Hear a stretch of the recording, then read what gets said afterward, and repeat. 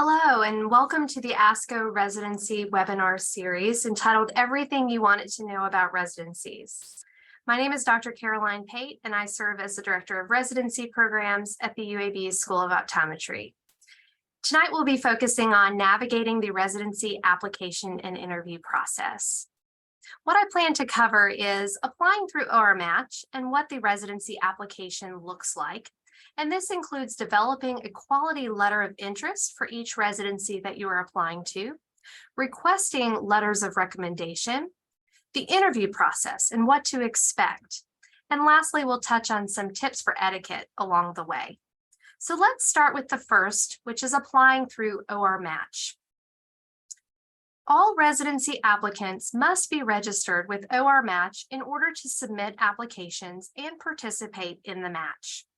The ORMatch application service allows applicants to research and apply to multiple programs from a single user-friendly online application. The application service also helps coordinate an orderly process to help applicants obtain positions of their choice and help programs obtain applicants of their choice. This process is similar to the matching service used in medical residencies, pharmacy residencies, and dental residencies, to name a few. This is an online tool that helps coordinate all application materials into one centralized location. Now, you can customize applications for each residency, and it is important to submit all application materials by the deadline that is specified by the residency you are applying to. So with that being said, each program sets its own application and requirements and deadline dates. This can be found on the particular residency program's website or by going to the ASCO Residency Directory database and looking under the application requirements for the particular program you're interested in.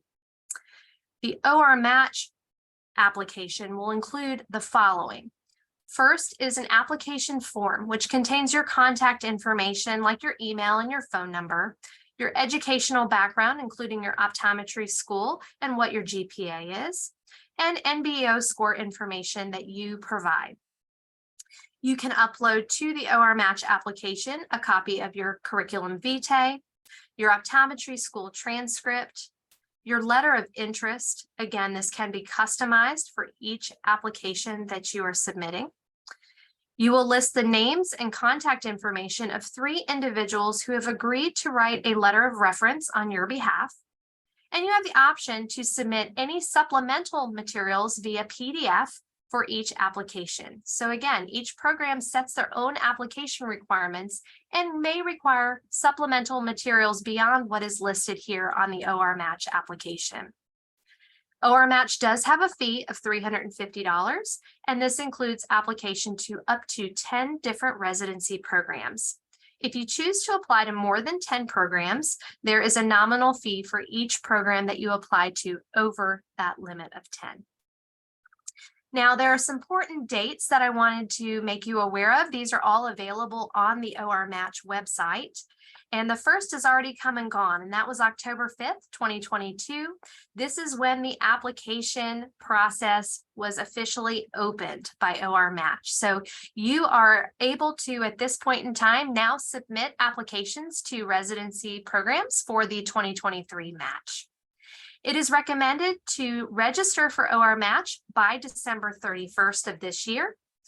And keep in mind that, again, each program sets its own application deadline. So you'll want to refer to that and make sure that you meet that deadline if you're interested in a particular program. It might be different than this ORMatch recommended deadline.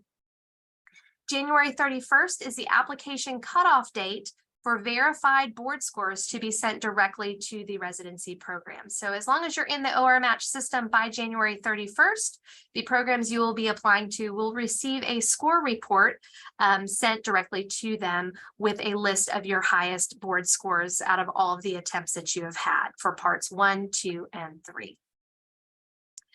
February 27th through March 17th is the window that you can submit your rank order lists. Now, the deadline to note is March 17th at 11:59 p.m. Eastern Standard Time. Do not miss this deadline, because if you do not get your rank order list submitted before this date and time, you will not be included in the match, which you do not want to miss out on. So make sure to try to get those rank order lists in early to make sure that you've got confirmation that they've been submitted. And lastly, the most important date on this list is March 27th. That's when the results of the match are published. You will find out which program you have been matched into, just like programs are finding out which applicants they have been matched with for the residency year. Now, if an applicant did not receive a match or a program has positions that still remain unfilled, this date moving forward starts the post-match process. So let's talk about the ORMatch application and the different components of it. The first is NBEO scores. NBEO score for part 1 is required for all applications to US-based residencies. And at this point in time, that is the only score that you need to start the process. If you have not taken part 2 or 3 yet, you can always upload those scores at a later date. Also, if you plan to retake part 1 and you obtain a new score after you've already started the application process, you're able to upload the new score for part 1 at any time during the application. Okay, so keep in mind that parts 2, 3, the ISE and TMOD should be entered if you have those scores, but are not required to start the application. If possible, please try to take part 3 early to receive a score before the ranking deadline. If you're having trouble getting part 3 scheduled, obviously some programs list part 3 as a requirement to have that score in hand at the time of match. So you want to refer to the particular residency program's requirements. But if you're having trouble meeting that, it's important to bring that concern up to the director of residency programs at your respective institution to look at options of how you might be able to take part 3 sooner because you are a residency applicant. And as I mentioned earlier on that list of dates, ORMatch is going to provide the official NBEO score reports to the programs you have applied to by January 31st of 2023. Now, another important piece of the application is your curriculum vitae. A CV is similar to a residency, but it is more detailed and is going to highlight your professional career. And it is okay for this document to be over 1 page in length. This is a permanent work in progress that you are going to continue to develop and add to as you go throughout your career as an optometrist. And it should highlight your professional education, training, and experience. At this point in time, it should contain where you go to optometry school, where you did your undergraduate degree or any additional graduate degrees, and it should include specifics as to your training and experience, like your externships, and maybe some specific internal rotations within your clinic that highlight expertise in the area that you are applying to for a particular residency. You want to include extracurricular activities, such as any leadership roles, honors, awards, publications or presentations, research, and organizational affiliations. This highlights to the person reading your CV a better picture of your personality and character and how you're involved in the profession. And keep in mind that you only have really 1 chance to make a good first impression. The visual impact of your CV sends an important message about you and your attention to detail to those reading it. So double and triple check for any spelling or grammatical errors, and try to get a mentor at your institution to look at your CV before you submit it as part of your application. They can provide good feedback to you and highlight any areas that you might want to expand on. A letter of interest must also be included with an application to a residency program. And you will upload this directly as a PDF document to the ORMatch application site. This can be customized for each program that you are applying to and should convey the following. First, you should explain why you would like to be matched with that particular residency that you're applying to. What made it stand out? Why did you want to apply to it in the first place? You should highlight what makes you an excellent candidate for the position, and also how this residency will help you achieve your personal and professional goals. Try to keep your letter of interest to 1 page in length and should be addressed to the residency coordinator or supervisor for that particular program. Next is your letters of recommendation. Again, you are going to request 3 letters of recommendation, and you are going to submit the names of those individuals who have agreed to write these letters on your behalf directly to the ORMatch website. They will then receive an email with a link to upload the letter directly that you will not have access to. You want to make sure that you're choosing those individuals who will be writing on your behalf wisely. You want to pick people who understand you as a person and also can comment on your clinical abilities. Remember, you're applying to a residency for advanced clinical training. So certainly finding someone that you have worked closely with in a clinical setting, that person should be able to provide valuable insight to the residency program coordinator on your clinical skills. Make sure to ask those reference writers early and give them plenty of time to get this done. If possible, try to ask those that you want to write a letter on your behalf in person, and then you want to follow up with a formal email request once they have agreed to write your recommendation. In that email, you want to include information on the residencies that you are applying to, details as to who the letter needs to be addressed, and when the deadline is. And I would also provide those reference writers a copy of your CV, just to highlight anything that they may or may not have known about you that they might want to include in their letter of recommendation. Lastly, it's important to follow up with a thank you. People that write these letters of recommendation have a lot on their plates, and it takes time to do these on your behalf. So it's important to thank them for their time in helping you obtain the residency that you would like.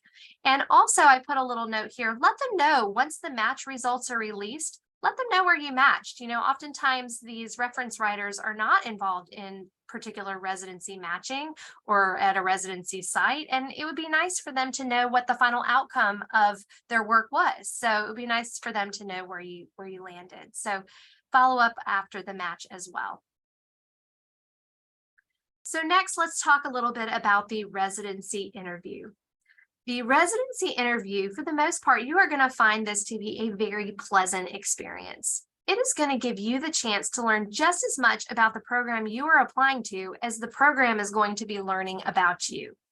Now, most programs are going to encourage on-site interviews at this time, although some are still accepting virtual interviews because of the pandemic.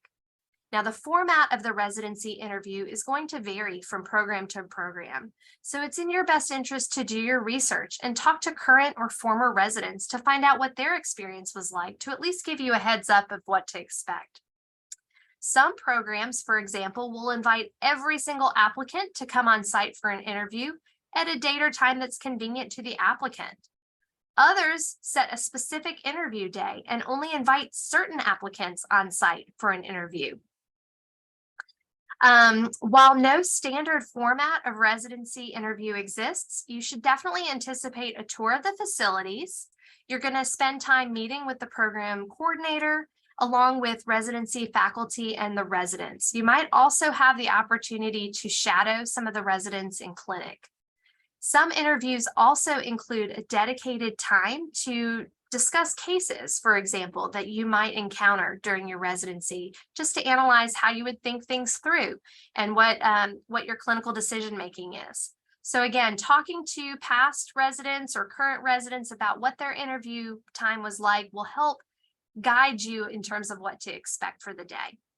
So here are some tips for a successful residency interview. Obviously, your goal here is for the program to want to select you as their next resident. Now, there's no secret formula, but I do have some kind of general guidelines and basic principles listed here. The first is to do your homework and prepare in advance.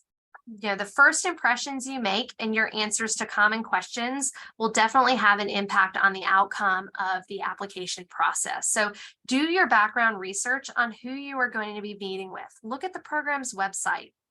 Don't forget that the program is also going to be doing their homework on you before you arrive. So review your application materials. Again, make sure that they are grammatically correct, that you don't have any spelling errors, and also make sure your online or social media presence represents an accurate reflection of what you want your potential residency site to see. Be yourself and enjoy the process. It's understandable you're going to be nervous, but remember that you are interviewing the program just as much as they are interviewing you. You need to get a feel or a vibe if this is going to be the right fit for you at the end of the day. Number 3, ask thoughtful questions and practice your answers to expected questions. So for the first one, asking thoughtful questions. Information about the program's salary, benefits, on-call hours are all going to be available through the program's website. So asking about these during the interview process maybe reflects a little poorly on you that you haven't done your background research. Instead, impress your interviewers by asking questions that help you evaluate the program as a good fit for your educational and career goals. Come prepared with at least 6 to 7 meaningful questions that you would like answered to better help you know more about the program. Practice your answers to expected questions. Every single residency candidate should be prepared to answer the question, why do you want to do a residency? Why do you want to do this particular residency? You should also be able to answer the tell us about yourself question that highlights things about you beyond your CV that would make you an attractive candidate. You should be able to tell the interviewers about some interesting cases you've seen in clinic, or maybe difficult cases you've seen in clinic and how you learned from those experiences. And my favorite question is, be able to answer where you're going to see yourself in 5 years and how that particular residency fits in your career goal path. Now, it's important to practice proper ORMatch etiquette. While it is okay to let a program know that you intend to rank them, it is unethical to tell them how you plan to rank order them. So you cannot tell them, I plan to rank you first. You can just tell them that you are highly interested in this position and that you plan to rank them. You cannot also ask the program directly if they plan to rank you. Again, that is unethical, and all of these rules are explained quite thoroughly on the ORMatch website. And then don't forget to follow up and thank the program director and key faculty that you have met with and the resident during your time for the interview. While you're interviewing with folks, ask for their business cards so you'll have their contact information at hand, and use your thank you notes to highlight important points that remind your interviewer of your time with them. And then reiterate your interest throughout the application window. If you apply an interview early in the cycle, don't forget to follow up maybe a month or 2 down the line before the match rank order list closes, just to reiterate your interest. Maybe this gives you the opportunity to ask an additional question that might have come up, and just make sure to let the residency program know that you're still thinking about them. So I thank each of you for joining us this evening. Residency education is really an invaluable experience, providing advanced clinical training under an experienced mentor in a specialty area of interest. And it's going to open doors and help shape your career in ways that you can't even imagine. So I thank each of you for listening tonight and wish you the best of luck as you enter this exciting time of application and interview process for residencies.